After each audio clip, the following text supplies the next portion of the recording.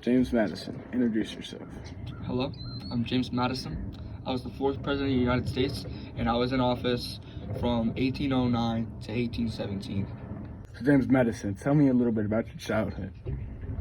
So I was born into a Virginian plantation called Montpelier, and so I was the oldest of 12 siblings, but only 7 of them, including me, made it to adulthood.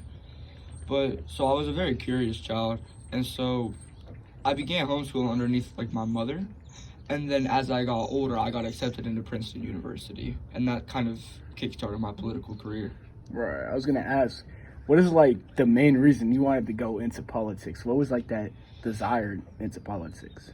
When I was in my 20s, I ended up studying law and history, and that kind of put me into the position as a wealthy plantation owner to go into politics, and I was a delegate from Virginia along with Thomas Jefferson. So James Madison, I'm wondering, into your politics career, what are some of the things that led you up to that presidential positioning into the politics? So I was a delegate from Virginia, like I said, along with Thomas Jefferson, and I wrote down a lot of the words and the sentences and the statements that were in the Constitutional Convention, almost 600 pages worth, that are still, important and they're still preserved. I also wrote the Federalist Papers with Alexander Hamilton and John Jay.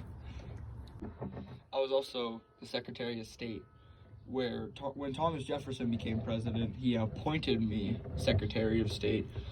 And I didn't do too much while I was Secretary of State, but after Thomas Jefferson came down from the position of president, I was an immediate runner-up, and I won overwhelmingly. James Madison, what are some of the minor things that you did while in office?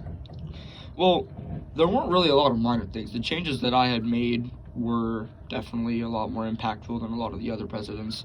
Right.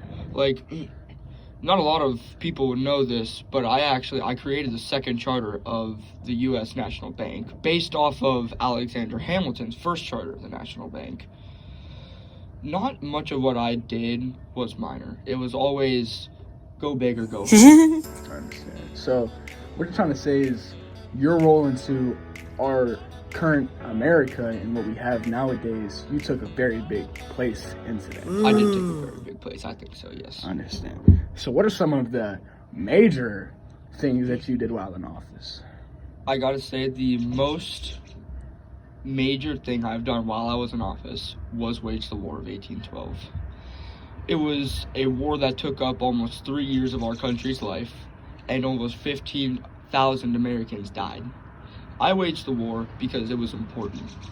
The British were seizing American ships and citizens, forcing them to fight their wars for them against France. They were building blockades in the rivers that made it so that we could not trade, and when we did trade, we were captured.